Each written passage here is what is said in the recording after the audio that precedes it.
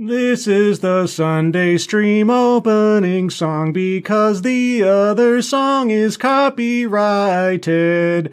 La la la la la la la la la la la. Oh look, here comes Dog Cat Fox. Hi, Sky. Good morning, everyone. Good Sunday morning, everyone. Hope you're all doing well this morning. Welcome to the Sunday stream, the stream I do on Sundays, because Sunday is the day to stream on Sundays. And unlike the last few episodes, I'm going to risk putting on the background music. So let's see. You'll have to let me know.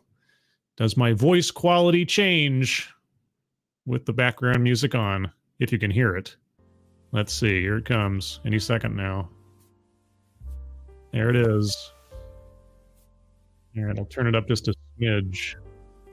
You guys let me know, because I've been kind of wary of using the background music recently because it seemed to interfere with the quality of my voice broadcast. So if it starts to distort or seems kind of watery or echoey or something, let me know and I will turn it off. But either way, welcome. Welcome to the fourth Reader's Digest version of What's Going On at the Border. But before I get into that, who's joining me this morning for our update into the wonderful world of news from down south, at least south of me? Rotten Corpse, Matt Barnes, Absolutely Degenerate, Liesel7, Noah Essential, Mr. E, Mike R, Keevernam, Seftus Wolf, who else is here? Mike Savage, Blarg, and did I miss anybody? I probably Chicago Mike, Tall Person, Shadowclaw, Jamie Melquist, Simon Willikins, Old Guy Gamer, Jack Frost, Tyrannus Alexandrius Tremirlich. Good morning to you all. If I missed anyone, if you're lurking, if you're in the future, good Sunday morning to you. And if you will, at some point, direct your gaze to the top of the chat box to the GoFundMes for our friends Angry Illinoisian and his kitten. If you happen to have a couple of bucks to spare, they, their friends, and family could certainly use the help. Okay, so here we are. It's been about a month since the last digest. I try to do this about monthly. And I started, however, with a story that came out just a couple of days after my last Border Digest. Boy, oh boy. Anyway, so I picked about, 6 stories that span from the end of October till just a couple of days ago. Various points of what's going on at the border. So this doesn't cover, obviously, everything that might be taking place at the border, but just, things that stood out to me, at least by headlines, as might be points of interest or development of situations. So there's that. How's the sound doing so far, guys? Let me know in the chat. And yes, several of you now have wrenches that did not have wrenches before. I figured anybody who I see on a consistent basis showing up before the stream starts and hanging out and chatting with people and everything else, time over time, hey, I'm not going to say that wrenches are necessarily loyalty perks, but loyalty does have its advantages. That's what I meant to say. I'm still waking up, guys, even though I've been awake for like the last 4 hours. I have to physically go into my office tomorrow for the first time in like 2 years. It's some kind of double check kind of thing. It's just a one-off, so I know where the place is because we've moved offices in the time being. And so I have to have all my work done that I usually would have done on a Monday morning done today. So I decided to get up and do that. And so basically I'm kind of operating like it's a work day today. Not that you need to know that, just an explanation. My brain's been in 17 different directions, but now I'm here with you. And with the news, at least 853 migrants died. At least, let's remember that part. At least 853 migrants died crossing the U.S.-Mexico border in the in the past 12 months. The twast 12 months? Twast 12 months. Elmer Fudd over here. Past 12 months, a record high, if you can believe it. With so many encounters at the border, with 2 million plus people crossing in the previous, 3 months or something? Only 853 migrants died. I think that number is far, far higher. Far higher. Rose Lee said her nephew left his native Peru and journeyed to the U.S.-Mexico border in search of his quote-unquote American dream. But she said she did not think the quest would cost him his life. I don't know what to tell you. Alan Paredes Salazar, 37, drowned trying to cross the Rio Grande in early September alongside nearly a dozen other migrants whose bodies were found in the river by the U.S. Border Patrol agents, his family said. Jesus. So, a baker's dozen of human lives lost needlessly. Absolutely needlessly. The medical examiner's office in Webb County, Texas, confirmed it processed Paredes Salazar's body. Quote, "My nephew's death has left us devastated. It's a very tragic death to travel so far and die in an unknown place," said Lee, who lives in Southern California. Paredes, if there's a correct pronunciation for that, I apologize. I'm obviously screwing it up. Salazar's death was not an anomaly, you don't say. At least 853 migrants died trying to cross the U.S.-Mexico border unlawfully in the past 12 months, making fiscal year 2022 the deadliest year for migrants recorded by the U.S. government, according to internal Border Patrol data obtained by CBS News. Yeah. And what was the siren song to so many of these people's situations? I said at the last digest, it's this push-pull relationship. You have the push of terrible economies, governments, God knows what else going on in these countries, but you have the pull. And that's the part that we, collectively, nationwide, are responsible for after a fashion. The pull. Sanctuary cities, sanctuary states, you know, this offer, if you just get across that line, if you can just get across the border, you'll be protected. We'll protect you from the federal government. The figure, which far exceeded the previous record of 546 migrant deaths recorded by Border Patrol in fiscal year 2021, is likely an undercount due to data collection limits, migration policy analysts said. Yeah, it's definitely an undercount. That number is far higher because a whole bunch of people died in between getting to the border. Those are just the ones that we know of that made it to the border where you could actually see them. How many people died along the way of injury or death or, you know, starvation in the desert or God knows what else, or murder, right? A bunch of people take money from some desperate individuals, drive them off into the distance somewhere, and then just leave them.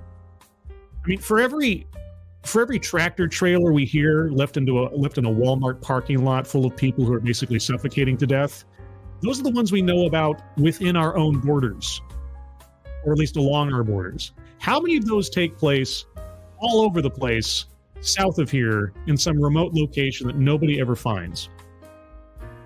I gotta wonder. An April report by a federal watchdog found that Border Patrol did not collect and record, quote, complete data on migrant deaths, unquote. As much as we can, we should, because maybe it'll change some people's minds as to actually the efficacy of what we're doing down there. Or at least, you know, if people are going to be rolling the dice, and I don't encourage anybody to do so, obviously, but if you're going to roll the dice, at least know the risks. You're putting yourself, and especially your children, under threat. The number also does not encompass all deaths of migrants who died trying to reach or cross the U.S. border, since Border Patrol only counts migrants it identified or processed on U.S. territory. Exactly. Still, the record deaths reported by Border Patrol offer a grim glimpse into the dangerous and sometimes deadly trek millions of migrants have undertaken over the past years in hopes of reaching the U.S. If only you guys would report on it more often. But only when some, like, either it has to be some dramatic photograph, right? Or it has to be a report of some high number. Even though you know this is happening all the time. Even though this has been the consistent risk for people for ever. Okay. Many migrants have drowned in the Rio Grande. Others have perished due to the extreme heat and the inhospitable desert terrain along some parts of the U.S. southern border. U.S. officials have also reported deadly falls from border barriers that migrants sometimes climb. And we covered that, I think, about 2 digests ago or thereabouts. Something like that. Or actually, I think I did a video, independent video before all the border digests on the walls and gravity. Yeah. But even when migrants successfully enter the U.S., the trek can still be deadly, as illustrated by the deaths of 53 migrants abandoned inside a tractor trailer in June, the deadliest human smuggling case in U.S. history. Yeah, until the next one. In a statement to CBS News, Cecilia Beretta, a spokeswoman for the Customs and Border Protection CBP, which oversees Border Patrol, said human smugglers have been endangering migrants' lives to make a profit. You don't say. You don't say. All right. Quote, smuggling organizations are abandoning migrants in remote and dangerous areas, leading to a rise in the number of rescues, but also, tragically, a rise in the number of deaths, Beretta said. The terrain along the border is extreme. The summer heat is severe, and the miles of desert migrants must hike after crossing the border in many areas are unforgiving. Yes. Yes. And what are we doing to discourage this? Well, what's California doing? Just as an example. Instead of incentivizing it. Instead of basically daring people to do it if you just get across that line, guys. Thank you, A2P, for the thank you, Dogcat Fox. Oh, Dogcat Fox. Wowie, wow, wow. That's a Kiever Dam, Dogcat Fox. Thank you, A2P. That's very generous of you. And good Sunday to you. Hope you're doing well. Let's see, where do we drop off here? In addition to reporting unprecedented numbers of migrant deaths over the past years, Border Patrol has recorded a sharp increase in rescues, or life-saving operations, in which agents assist migrants in distress. Border Patrol recorded 22,014 migrant rescues in fiscal year 2022, a 72% jump from 2021. Okay, well, first off, good for the Border Patrol in rescuing and saving lives. Can't underscore that enough.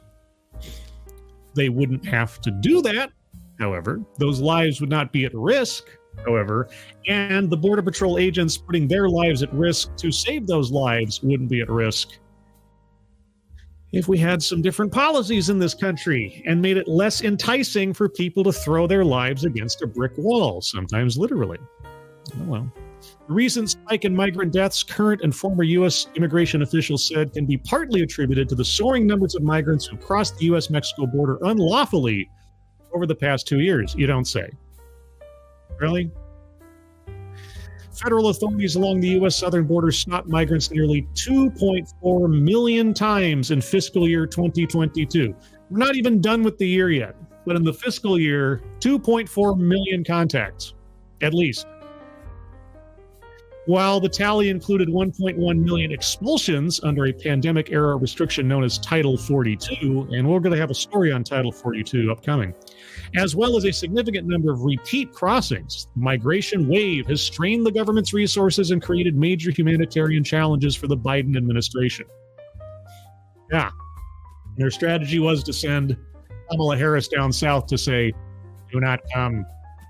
Do not come.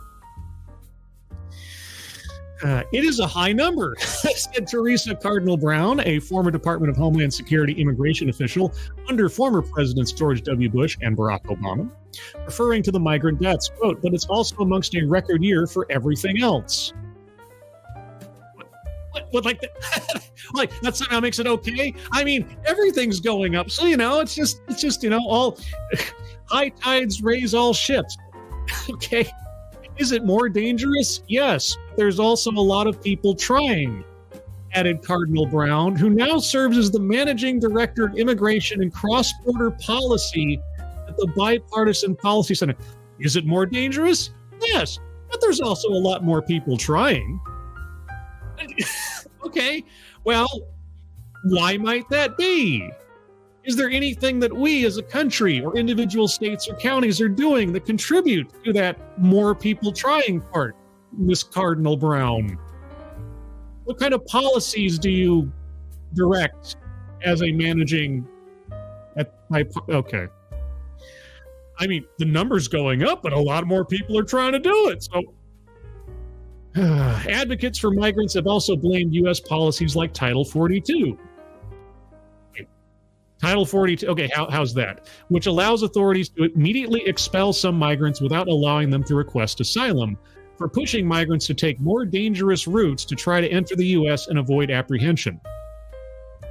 Yes, imagine that. Laws that try to deter illegal activity, and then people breaking those laws end up in dangerous situations.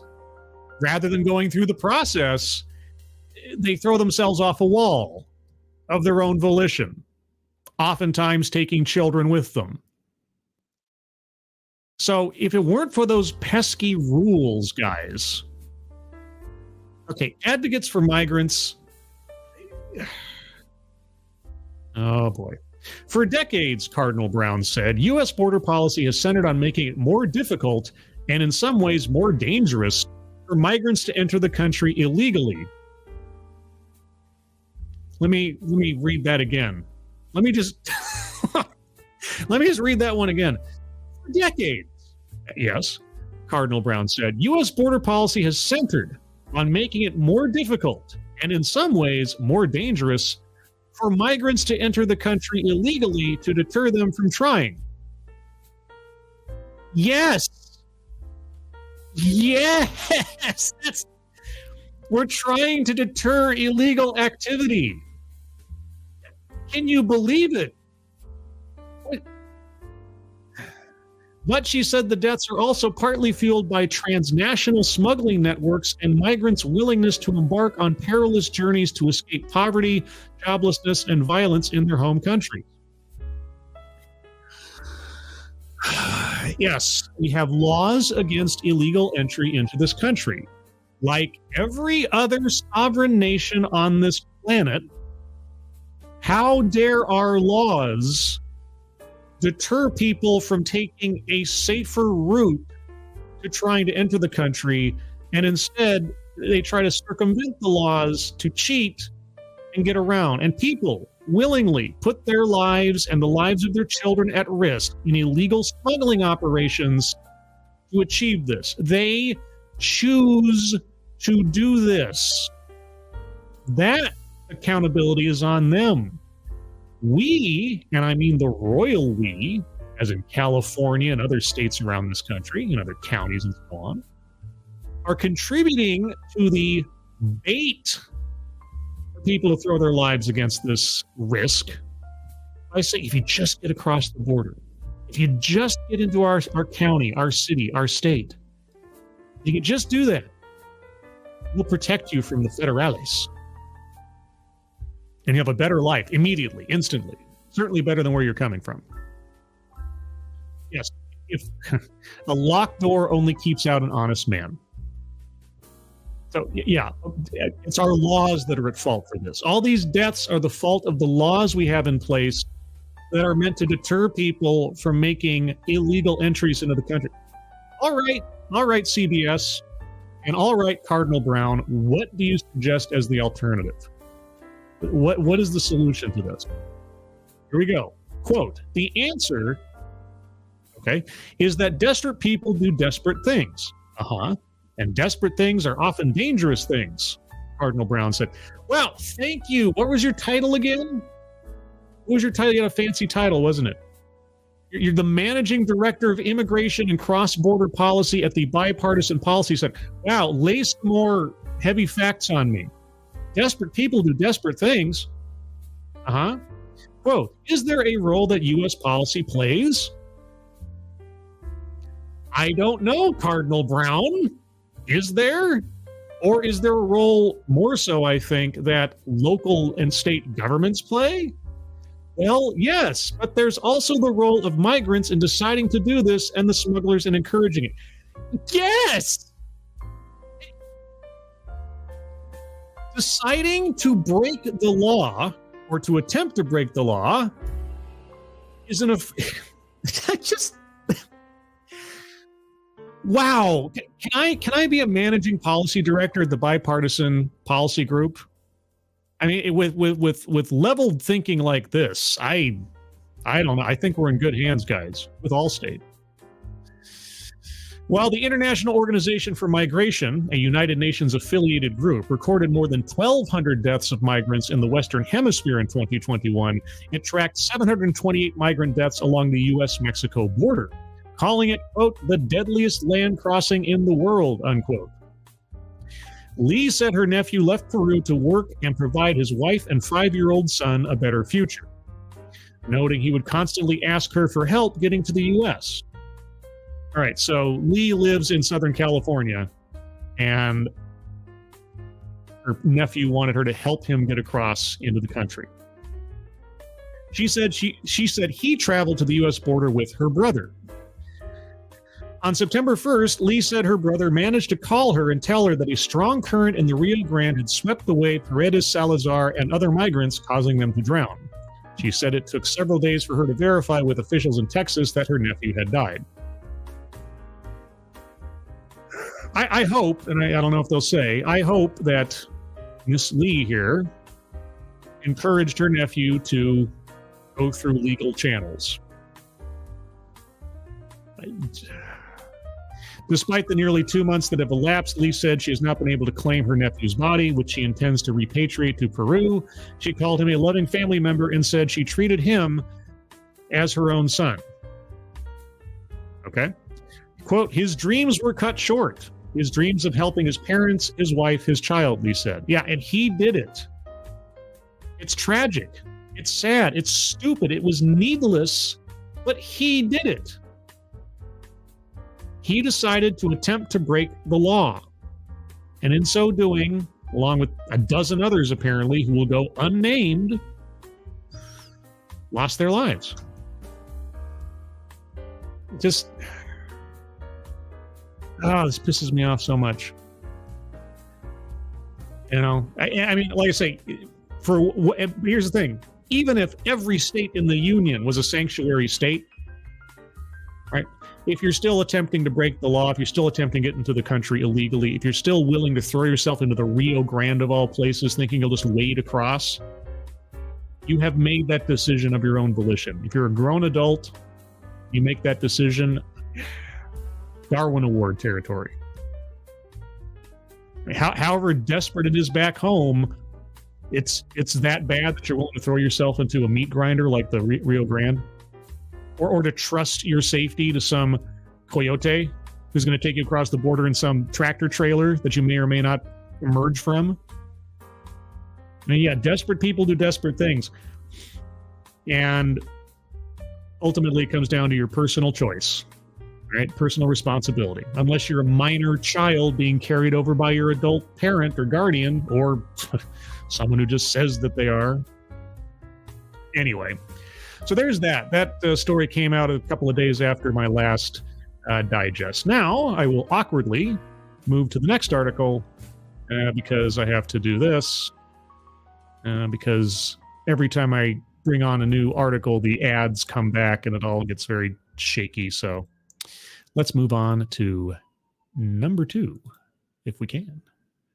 Yes, that's the one I want. And that's the one we're at.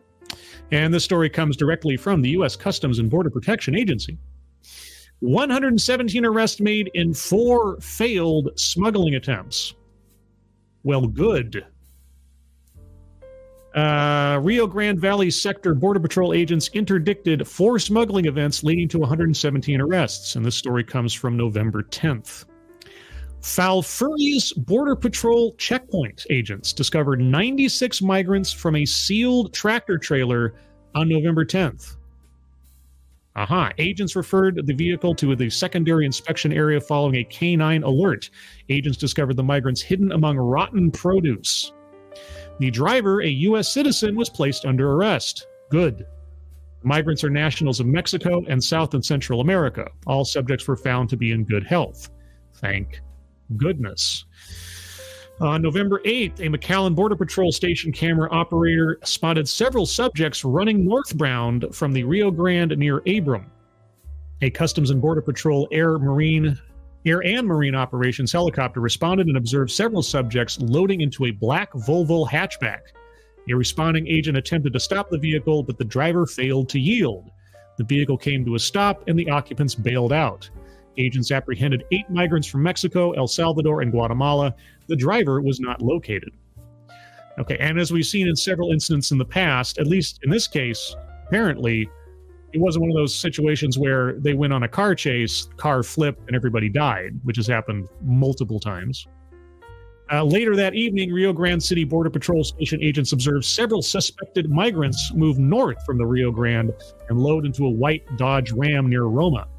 As agents attempted to initiate an immigration inspection, the driver veered off the road and crashed into a cinder block wall. The occupants absconded from the vehicle. Agents apprehended 3 migrants who were not injured. The driver was not located. I can't find these drivers. That same day, Harlington Border Patrol Station agents attempted to conduct a vehicle stop on a Nissan Xterra near Uteria. Am I saying that correctly? Maybe, maybe not. After agents, apostrophe? You mean plural? Okay. After agents activated their vehicle's emergency equipment, the driver veered off the road into a ranch fence before coming to a stop. The occupants bailed out and absconded into nearby brush. Agents, with the assistance of CPD AMO helicopter, encountered 9 subjects determined to be in the U.S. illegally. The migrants were arrested and the vehicle seized. The driver was not located. Wouldn't it be funny if it's the same driver in all these situations? Maybe it's like the same guy. He just ends up being, Mr. Houdini. Gets away every time. All subjects were processed accordingly. Transnational criminal organizations, or TCOs, have continuously demonstrated their callous nature of putting monetary gains above regard for human life and safety. Well, I mean, it is kind of a tradition amongst all living people in one way, shape, or form. A lot of times. These dangers are not all inclusive of the risks associated with crossing illegally.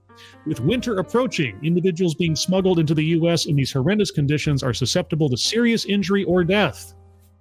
Well, even in springtime, they're susceptible to serious injury or death. It really doesn't matter. The Rio Grande is rushing all the time. The walls are still tall, and criminals still leave people in trailers in places. RGV urges migrants not to place their lives at risk attempting to cross illegally. Yes, well, that should be our first and foremost declaration, as much as we can. But is California complying? Are other states and counties that stand on the virtue of being a sanctuary state or area? Yeah. Quote, criminal organizations continue to exploit our South Texas border region, disregarding public safety and placing human lives in danger, using various types of conveyances to smuggle migrants into the United States, stated RGV Sector Chief Patrol Agent Gloria I. Chavez. Quote, I'm incredibly proud of our RGV Border Patrol agents for keeping the peace and disrupting these dangerous smuggling attempts. You catch that? I swear to God, it's the same driver. Every one of those instances, the same guy. Driver's just an absolute Houdini. Mastermind. Maybe someday they'll catch him. I don't know. Let's move on to article number 3. This one coming from our favorite friends at CNN. Because, CNN's the best place for news. Sometimes. This comes from November 12th, one day later. U.S. Customs and Border Protection Commissioner resigns. Oh, is it getting too much? I could believe it. President Joe Biden has accepted the resignation of U.S. Customs and Border Protection Commissioner Christopher Magnus, the White House said Saturday. Biden thanked Magnus for, quote, nearly 40 years of service, according to a statement from White House Press Secretary Karine Jean-Pierre, and added that he, quote, wishes him well. Magnus had been asked to resign by Homeland Security Secretary Alejandro Mayorkas this week, according to 2 sources familiar with the matter. He submitted his resignation to Biden on Saturday, which is effective immediately. Why was he asked to resign? Magnus has been criticized internally for being out of touch with the agency and publicly for the handling of the U.S.-Mexico border. Okay, in what way? During his tenure, officials have told CNN they believe Magnus seemed disengaged and wasn't joining some internal meetings at a critical time for the agency. Oh, okay. Well, if he wasn't doing his job, then all right. Why was he disengaged? The resignation comes after Magnus had said in a statement to the Los Angeles Times on Friday that he planned to stay at the agency. Okay. Quote, "I am excited about the progress I made and look forward to continuing that work," he said. CBP Deputy Commissioner Troy Miller will serve as the acting commissioner beginning immediately, according to an email from Mayorkas to CBP employees on Saturday. CNN has reached out to the Department of Homeland Security and the White House for comment. President Joe Biden tapped Magnus, who served as police chief in Tucson, Arizona, to helm CBP, the largest federal law enforcement agency and the second largest revenue collecting source in the federal government. Last year, the Senate confirmed Magnus after months of confirmation setbacks that left the agency with a void at the top amid a record number of border arrests. Magnus came in at a time when Customs and Border Protection, which is under the Department of Homeland Security, faced an influx of migrants crossing the U.S.-Mexico border and grappled with travel restrictions stemming from the coronavirus pandemic. U.S. Border Patrol, a division of Customs and Border Protection, made over 2.2 million arrests in fiscal year 2022 for unlawful crossings on the U.S.-Mexico border, the highest annual number of apprehensions on record. Okay, so he didn't show up to meetings. That's it? I'm not saying that's not necessarily a fireable offense, depending, but he just out of the blue? Okay. Interesting. Because my first sort of cynical thought was, is he just the fall guy for terrible things happening at the border? Of course, 2.2 million arrests means, well, at least you're catching people, right? That doesn't say how many people are getting past all that, but anyway. All right, so a little trouble at CBP. But what's next? Well, I mentioned earlier how I have a story about Title 42. Let's talk about Title 42. Yeah, so they'll hopefully explain this here. Federal judge blocks Title 42 rule that allowed expulsion of migrants at U.S.-Mexico border, puts order on hold for 5 weeks. All right, so hopefully they'll explain this a little bit better.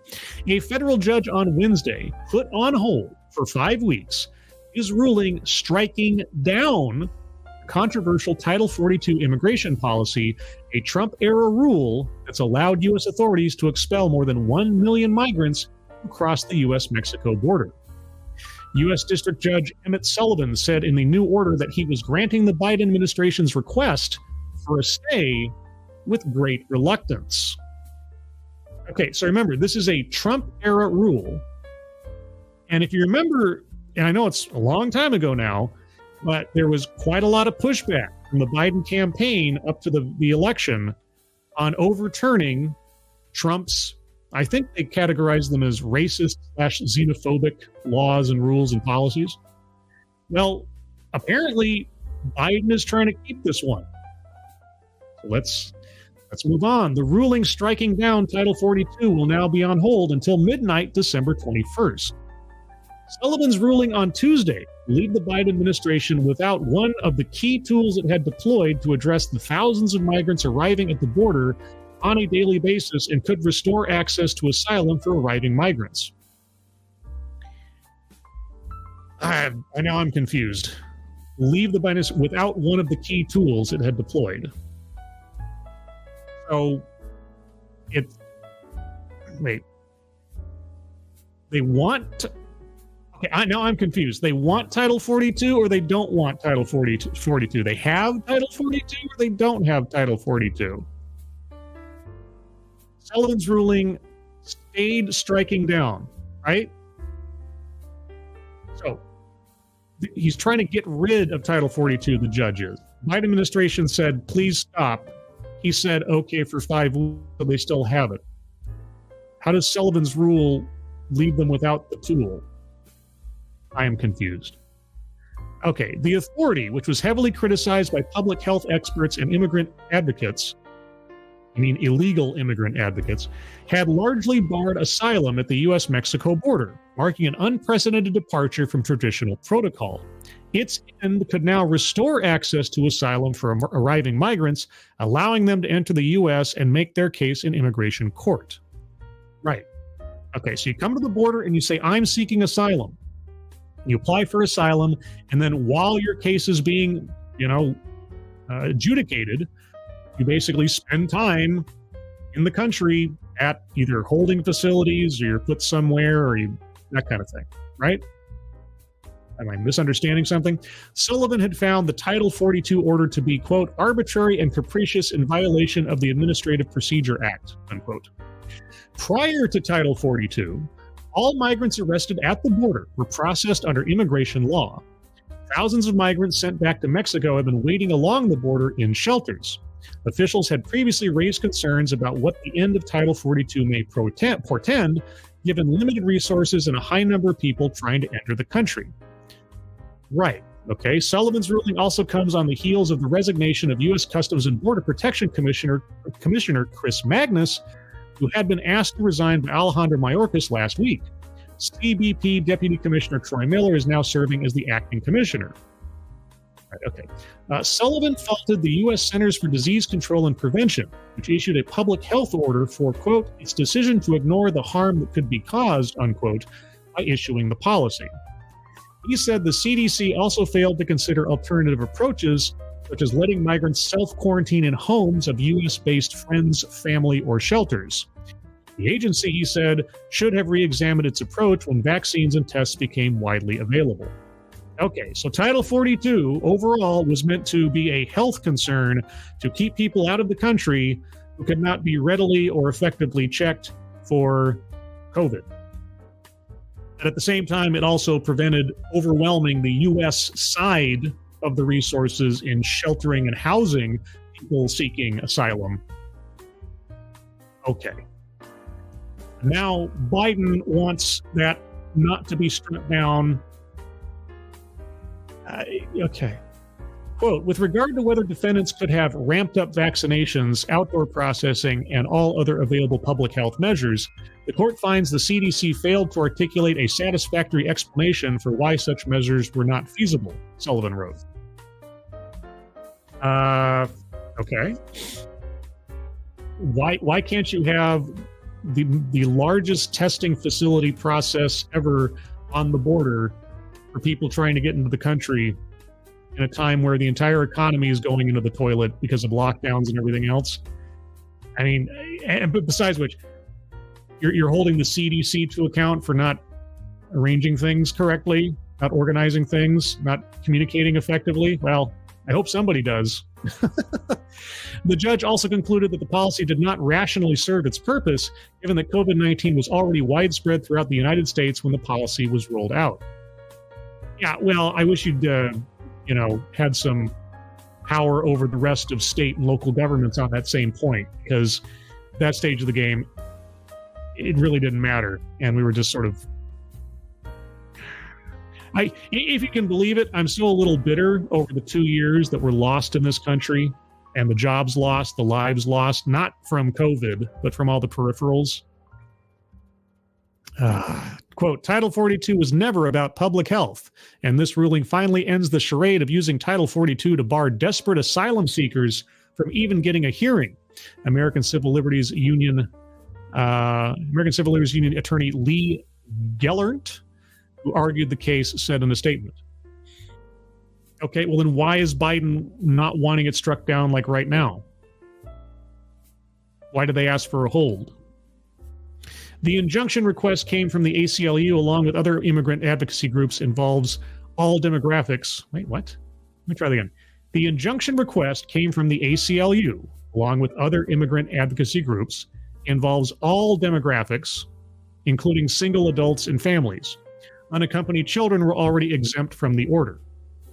Yeah, because it's like a child shows up at your doorstep, hungry, desperate, cold, has been abandoned by their parents. Kind of hard to turn them away and feel good about yourself. Yeah. The ACLU does not oppose the Biden administration's request for a stay of Tuesday's ruling through December 21st, administration noted in their filing. Why not? If this is such a terrible policy, why wait? In a statement following the ruling, the Department of Homeland Security said that if granted, quote, the delay in implementation of the court's order will allow the government to prepare for an orderly transition to new policies at the border, unquote. What, you haven't had almost 2 years to do that already? Wasn't that part of the campaign promises by Biden back in 2020? I missed something here? You need more time? You think 5 weeks is going to make a difference after you've had 2 years to try to get this ready? Okay. The department added that it would continue to enforce immigration laws at the border, work with other countries to take action against smuggling networks, and, quote, address the root causes of irregular migration. Irregular migration. We heard that last time. Irregular migration.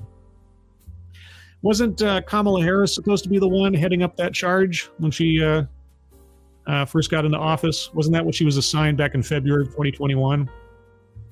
How's she doing on that, by the way? The Public Health Authority was invoked at the onset of the coronavirus pandemic and has been criticized by immigrant advocates, attorneys, and health experts who argue it has no health basis and puts migrants in harm's way. It has no health basis. You mean preventing people from moving amongst groups and other people has no health benefit? So the lockdowns were pointless, you say? Oh, I'm glad we're only realizing this now. Wish that argument was made ahead of everything. Sullivan had previously blocked the Biden administration from expelling migrant families with children apprehended at the U.S. border. Really? Earlier this year, in anticipation of lifting Title 42 under pressure from lawmakers, the Department of Homeland Security released a 20-page plan to manage a potential increase of migrants at the border. Why earlier this year? Okay, am I having some form of amnesia? Am I having early onset Alzheimer's? Wasn't overturning Trump's border policies part of Biden's campaign for president? Didn't he assign Kamala Harris to investigate the root causes of all the illegal migration in February of 2021? Has it not been nearly 2 years? And only just this year they start putting out a plan to draw everything down? But they're still not ready at this point, and they need an additional 5 weeks? What have you guys been doing? I mean, whether you agree with Title 42 or not, whether you're a fan of Trump's policies or not, this is something you guys said you were going to do before you even got into office. And now we're nearly 2 years into this deal, and you're still scrambling to come up with a plan. Okay. Let me start over a little bit. Earlier this year, in anticipation of lifting Title 42, and under pressure from lawmakers, the Department of Homeland Security released a 20-page plan to manage a potential increase of migrants at the border. It's not a potential. It's inevitable.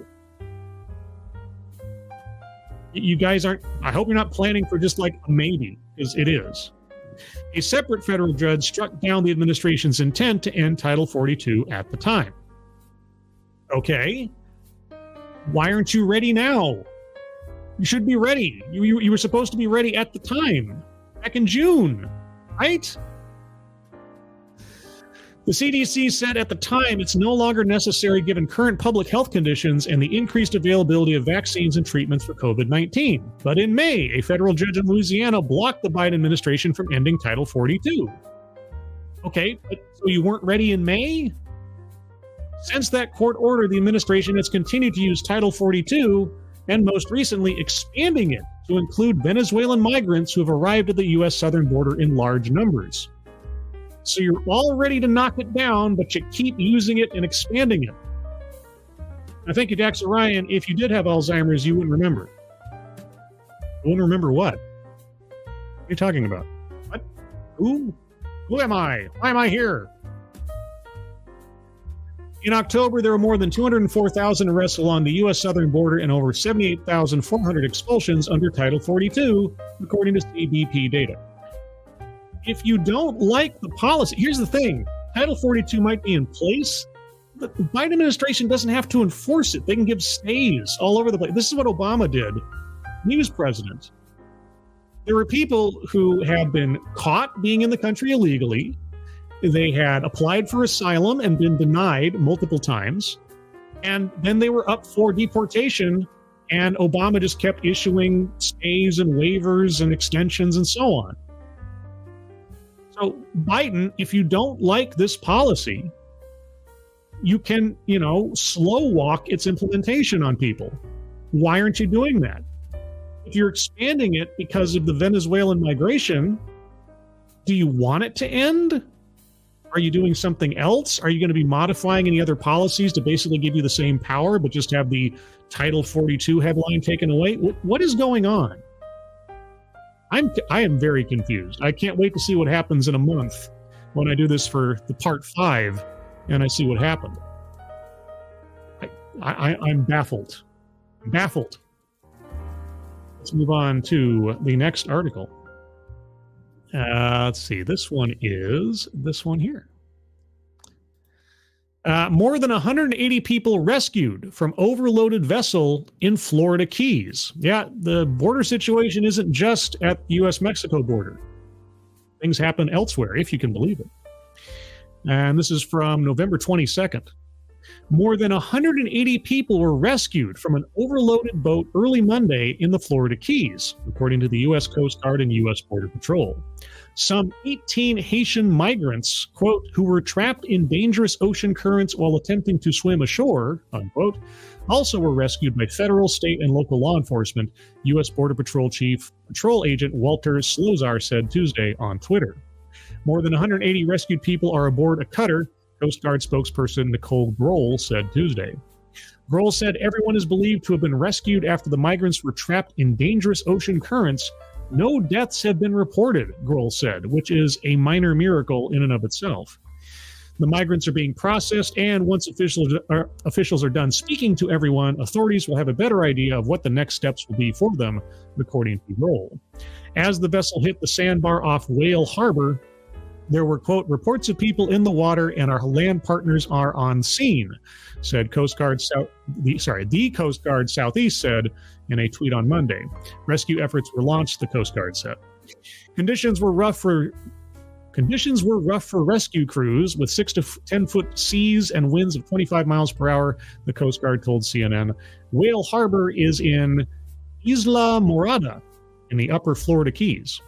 Clothing, pots, backpacks, and life jackets could be seen on the vessel, photos from a CNN team on the ground show. The rescue operations began when a Good Samaritan reported the vessel to Key West watchstanders at 5 a.m., the Coast Guard said in a tweet.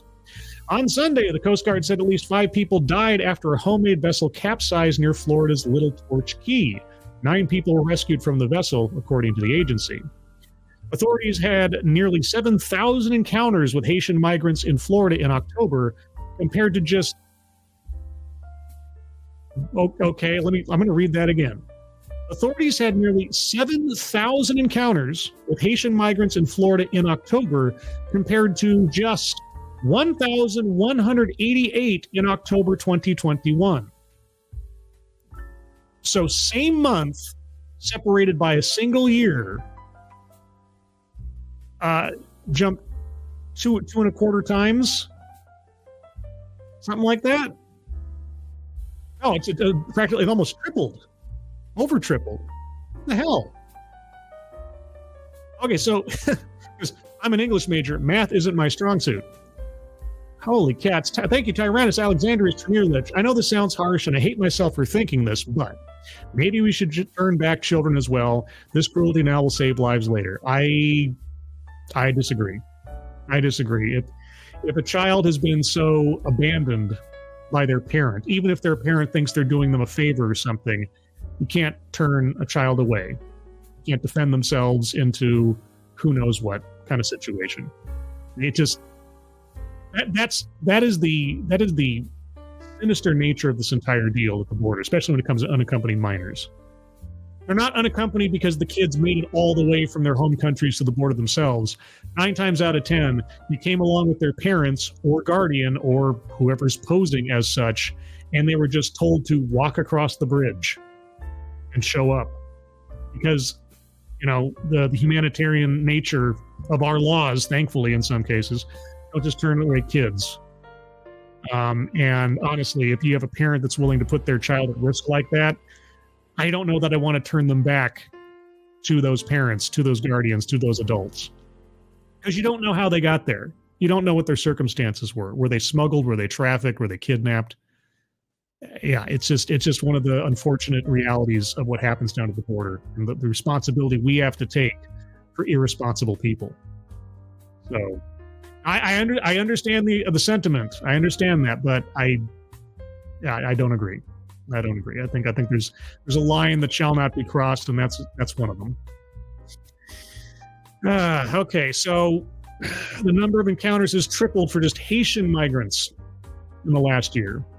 The agency reported nearly 57,000 encounters with Haitian migrants in Florida in 2022, an increase from nearly 49,000 the prior year. So up, 18,000 migrants. Or not 18,000. God, 8,000. I am not good at math. I say I was not good at math. I'm not good at math.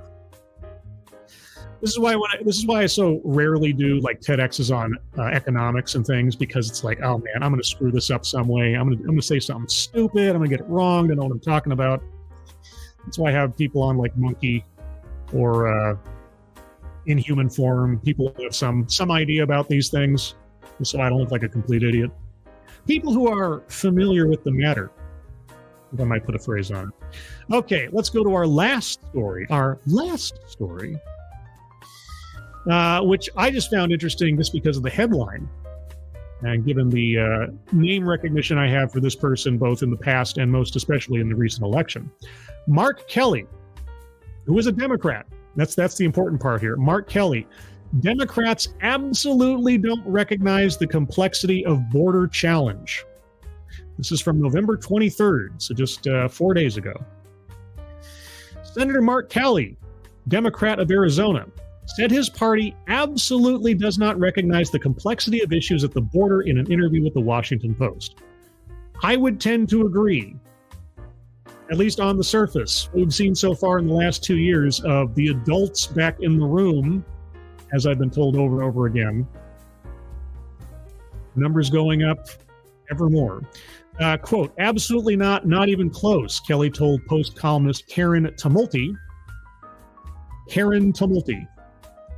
You know, the weather outside's looking a little tumulty. Sorry, I couldn't help myself. English major. When asked if Democrats understood the complexity of the border challenge. Quote, when I first got to Washington, it didn't take me long to realize that there are a lot of Democrats who don't understand our southern border and a lot of Republicans who just want to talk about it, he added.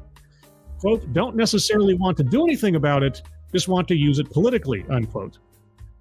Well, let me ask you something, Mark. How can they do anything about it? Right? I mean, up until just, until next year, the Republicans didn't have the White House, didn't have the Congress. So what are they supposed to do except talk about it? I don't know. If they could do something about it, do you think they would? Do you think Title 42 just came up on its own? You think Trump rolling back the policies of the Obama era when it came to immigration just happened in a vacuum or something? If they were in power, they would probably do something. The problem is they do something that your side would call racist, xenophobic, inhuman, whatever. But okay. It's not like I've been watching this for like the last 6 years or something. But okay, what do you suggest, Mark? Republicans consistently attacked Democrats on immigration during the 2022 midterm campaign amid reports of record number of migrant encounters at the southern border, which is absolutely true. GOP lawmakers sought to portray President Biden and his administration as ignoring the issue. Well, either ignoring the issue or, more likely, completely mismanaging the issue. Because what were they saying during the campaign? I wonder if the Hill, I haven't read this article yet, I wonder if the Hill will go back and look at the kind of rhetoric that were coming out of Biden and Harris during the presidential campaign in regards to the border. What kind of notions were they putting out there? And even during the primaries, even during the debates, right? What were they saying about their intentions for the border? How many people raised their hands and said that they'd get rid of the border policies and everything else? They get rid of the wall. What kind of messages have been sent by this administration and or the party in general over the last 4 years? But the Arizona senator told the Post he's optimistic that lawmakers can agree on a bipartisan, comprehensive immigration reform package. Well, he is a politician, so he has to say something that's absolutely ridiculous. But anyway, with Republicans set to take control of the House in January, any immigration deal would need to support. What would need to support? I mean, would need support? Need to support. Okay. Any immigration deal would need to support from both sides of the aisle to arrive on Biden's desk. That's usually the case yes. And why didn't the Democrats do it in the previous 2 years? They had the Congress. They had the White House. What did they do? Kelly acknowledged GOP control of the lower chamber, quote, presents a little bit of a challenge, unquote, to the effort, but indicated he believes progress is possible, noting that lawmakers have gotten close, quote, a couple of times. Unquote. You had the last 2 years. You guys ran the board. Why couldn't you get something done? Why is it suddenly a now thing? You guys had 2 years to try to change things. Here we are. The numbers are catastrophic, astronomical. Deaths are up, encounters are up, arrests are up. Wait. How much more time do you think they need, Mark? Huh? Waiting until the midterms so that likely something was going to change in the balance of power, but only now. Now maybe we'll get something passed. Good gravy. Those pushes include an effort in 2007. 2007? Okay, you mean 2007 when, again, the Democrats controlled the White House and the Congress? Wait, no, was that 2009? I take it back. Was that 2009? That might have been 2009. I apologize. My brain time frames. Okay, those pushes include an effort in 2007 to provide legal status to millions of undocumented immigrants during the George W. Bush administration, which was blocked in the Senate by 15 Democrats and Senator Bernie Sanders. In 2013, a measure backed by former President Obama and some Senate Republicans died in the House. Well, was it? Wait, what was the Bush thing? I remember this now. Sorry, my brain. What was he pushing? He was going to give like amnesty? Wasn't that it? It was basically going to be amnesty. Oh man, my memory. Anyway, this year, frustrations over immigration came to a head after 3 GOP governors transported migrants to northern Democrat-run cities in what they said was a protest of the Biden administration's policies. Okay, well, what were the Biden administration's policies? How many people were they busing or flying to Florida, as an example? Did they not have a point? That strategy has drawn criticism from liberals. Of course, because they weren't being shipped to your towns and your states. They're being shipped to Florida. Who slammed the relocations as stunts that unfairly use migrants as political pawns. What do you think the Biden administration was doing? Shipping everybody from Texas to Florida or from the border to Texas and filling up other towns and places that weren't his voting bloc.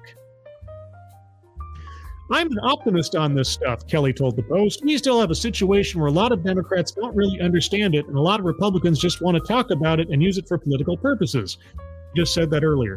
But I'll tell you what, I think there are enough of us who understand it and want to accomplish something. Mark, nothing is going to get done because you guys keep kicking the can down the road. You don't want to do what is absolutely necessary to actually enforce this stuff. And part of the problem is sanctuary cities. You guys at the federal level, somehow, I don't even know if it's possible. It might not be possible. You need to discourage sanctuary cities. You need to sit on the fact that these policies in counties, cities, and states that are essentially saying to people south of the border, just get here and you'll be safe. You need to stop that. You need to encourage your state colleagues to overturn those policies. That is a major part of the problem. If there wasn't the promise of a free ride, even if that free ride is a false one, it is iron pyrite as a golden opportunity. But as long as the myth exists on the basis of the sanctuary city policy or the sanctuary state policies, we'll continue to see these numbers not only not go down, but increase. That's what you can do, Mark. If you want to help with the border situation, you have to start at home first. I don't know what kind of reform you think you're going to get done if it can't be done over 3 different presidencies in the last 15 years. But I'll tell you what, it's not going to happen. You need to pressure your state colleagues to change these policies. Go to your friends in California. Go to your friends in these other states, in Colorado and so on, where you have these sanctuary cities, sanctuary counties, sanctuary states. That's what we need to do first. We need to stop being a bait. We have to stop being bait for people to throw their lives away. I don't know, if we can't handle what's going on in our own country when it comes to these policies, and we're just going to try to put a Band-Aid on the problem, right? Anyway, what do you guys have to say? I'll give it a couple minutes here to get your comments. Abacus Diablo, whether you agree with them or not, Republicans have a fairly constant stand on the border. Democrats get all fuzzy, and that is why it's so complex. It's not that complex. It's unfortunately, it has to be the pragmatic nature of controlling and securing our borders and stopping illegal activity and discouraging illegal activity. Whatever humanitarian crises are taking place in different countries south of us, that's one thing. But all that we're doing is encouraging and allowing people to be taken advantage of and their lives to be lost needlessly by dithering on this. It is a humanitarian crisis. We are not fully responsible for it. We have to be able to secure our border and, as much as possible, mitigate I'm losing my words here. I'm so frazzled by this. I don't claim to have some magic solution to this, and especially the press here. Did we hear anything about the rhetoric from the Biden administration leading up to the election? Anything about that? Anything about all the Democrats who said they basically opened the borders during the debates, during the primaries? What kind of message that was sending to people across the border? If Democrats get into office, we can just come across the border. But that message wasn't just being sent to desperate people who are looking for a better life. That message was being sent to the criminals who smuggle people and contraband into this country. It's like, oh boy, we're going to have holes in the wall. Oh boy. Let's see.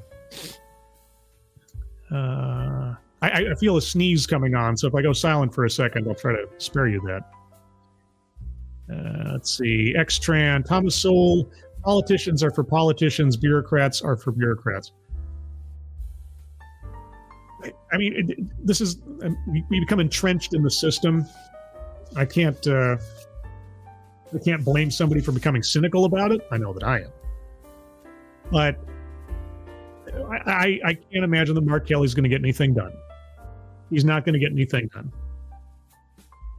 We have to address what's taking place within our own borders first. We're not going. All we're going to do is put a Band-Aid on the holes at the border if we have open sores within our own country. So I would encourage Mark Kelly and any other federal representative on either party who believes that we need to do something about the border to go to their local colleagues in state government, city government, and onward, and encourage, cajole, politic, whatever you got to do to get these sanctuary policies stricken. They are not helping anyone. And they're costing more lives than they're helping. If you're in this country illegally, you are in this country illegally. And if you give people a pass on breaking the law, it's not going to be the last one they break. I don't know what to tell you. It's ridiculous. Let's see. Shadow Claw. Massachusetts made it legal for illegals to get driver's licenses. Yeah. To even more obfuscate the crimes taking place. Like, how many people are being trafficked, human trafficked at this point, that end up in the country? And like, okay, well, now we're going to give you a driver's license, which legitimizes you and also, gives you cover from any inquiries about how you got here, whether you should be here, and so on. And especially who helped you to get here. Are they still operating? Are they still driving people across the border? And if they get even a whiff of law enforcement, do they abandon that tractor trailer in a ditch somewhere? You happen to get across safely. The next guy, will they? No. Let's see. Lexi Mads, they made it legal to get driver's licenses because that's all you need to register to vote. That's the other thing, too. That's one of the grand conspiracies. If we let in enough illegal immigrants into the country under our loosey-goosey policies on a federal level, and then on a local level also provide resources and advantages that they wouldn't have otherwise, then they'll vote for us on the assumption that everybody that comes into this country that way is a liberal, I guess. Right? I guess so. I don't know. Wouldn't it be funny if you had a bunch of illegal votes coming in for Republicans? Oh, well, then you know what happens. That election's illegitimate. All those votes should be overturned. They're not from legal citizens. Maybe that's the grand plan.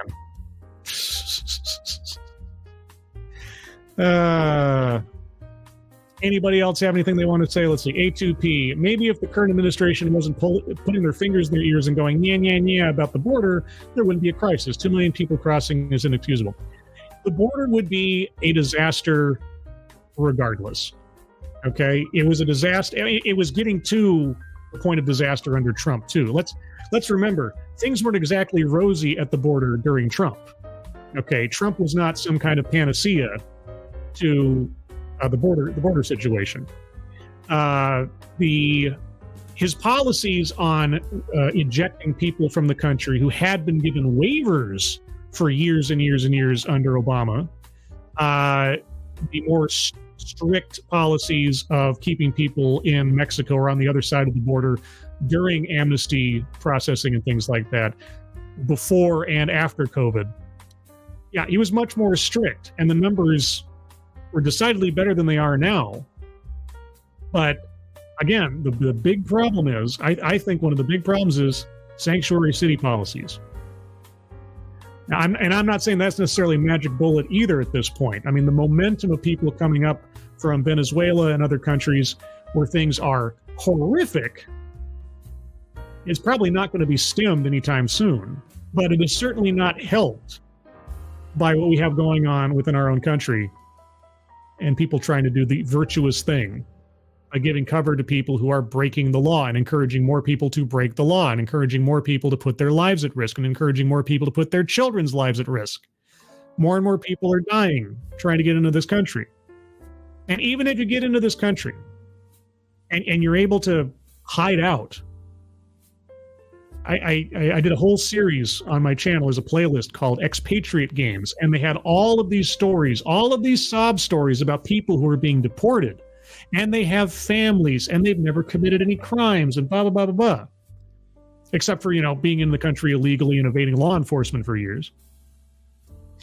But the people who get to this country, and then they start families, all they're doing is putting a Damocles sword over the heads of themselves and their family's security for the day, whenever it comes, that they're caught and deported. And then their family gets broken up. Kids that were born in this country during the course of that time don't have a parent, or maybe don't have both parents for some reason. It's just, there was this one story where this guy had been in the country for like 10 years or something, right? And in the course of that time, he'd started a family. He had like 2 daughters, and he was known to authorities, right? He was known. He'd been checking in under the Obama policy. He was supposed to be deported. And then one day, the ICE shows up and arrests him and deports him. And you're like, why now? Why all of a sudden? Right? Well, as I read more up on that story and I looked into things, it turned out it was just a few days, if not like a day or two, after his oldest daughter turned 18. So then there was at least one more legal adult in the equation, and that's when they decided to jump. Very cynical, very sad and tragic for that family. I'm not denying it. Those little girls lost their dad, and now he's been deported to Mexico or wherever he came from. And why was that? Why was that whole situation there? Because he broke the law. He put that threat on his family. It's not ICE's fault that he broke the law. It's not his daughter's fault he broke the law. But the situation that they ended up being in, and the sadness, the grief, the tragedy, the hardship, it's his fault. He put them in that situation. But the video I was looking at would make you think, oh, this is Trump's fault. These kids are crying because of Trump. Ridiculous. There's no clean solution to this, but I'll tell you what, if you don't take personal responsibility for your actions, you're expecting somebody else to clean up after you, 9 times out of 10, you got another thing coming. A2P, yeah, I agree. Sanctuary cities are hypocrites because they can't even handle a group of 10,000 when the border processes that number every week. Thanks for bearing with the rambling. No, hey, thanks for bearing with my fumbling, bumbling reading of the articles today. Ugh. My brain reads the words faster than my mouth can produce them. Anyway. And a couple more here, and then we will wrap up for the day. Lexi Mads, we keep turning down Venezuelan asylum applicants. If they go back, they're disappeared, but who cares? Come in illegally, and you can stay. I don't know what to do about Venezuela. I don't know that it's our place or ability to do anything about Venezuela. It is a catch-22, no matter how you look at it. Trying to be humanitarian in our procedures, but have to be secure of our borders. These things cannot operate entirely on their own without clashing. And where do you find the balance? I don't know. Like I say, we have to stop incentivizing people, actively incentivizing people. If people are going to do it of their own accord, fine. But we are not clean from this until we remove the incentives for people to take that risk from our own side of the equation. That's really what it comes down to, right? I mean, we're still going to have to deal with people coming to the border illegally. We're still going to have to deal with people being smuggled and people dying trying to get here and so on. But on a moral basis, I don't think we have, as a country, or at least as individual jurisdictions, have a whole lot to complain about until we clean up our own house, so to speak. Until we can say we're not contributing to people willingly putting their lives and safety at risk. But anyway, everybody, if I keep going, I'm just going to repeat myself even more, because that's it. That is the Border Digest for, what is today, Sunday, November 27th. I'll have another one of these near the end of next month, probably after Christmas, thereabouts. And we'll see what were the results of overturning Title 42. Granted that it is overturned and they don't argue for another stay. But if you'd like to hear more from me, you can find me here for sure Thursday at 6 p.m. Pacific, 9 p.m. Eastern for TED Excellence, where I will once again look at an off-brand TED Talk for information and entertainment. I call it Mationment. Ah, you thought I was going to say infotainment, didn't you? Mationment. That's what I do. Oh, and thank you, Ms. Tickletrunk. This has been a really good stream. I'm a liberal, and I really appreciate the complex discussion. Hey, like I say, I wish I had an answer. Everybody's responsible. And the people at the top, they need to come to a consensus somehow, some way. But they complain about making immigrants pawns in a political game. Yeah, everybody does it. You guys are the worst at the top. You have to be honest with yourselves and the rest of the world. You're just using the situation for political points. Be pragmatic. The only way we're going to get ourselves anywhere near out of this or solving it is to be pragmatic about it and not try to stand on some kind of moral, righteous rectitude on the whole thing. Be honest. I'm asking this of politicians. What am I doing? Anyway, everybody, thank you so much for joining me. Moderators, thank you for keeping an eye on things. Even though everyone here is so well behaved, you have very little to do. Everybody who donated either to myself or to the GoFundMe's at the top of the chat box, thank you so much for your generosity. I really do appreciate it. Everyone, have a good rest of your Sunday. Have a good rest of your weekend. Have a good week ahead of you. I hope you are all safe and well. If you are not well, please get well soon, and I will see you on the next one. Take care. Bye-bye.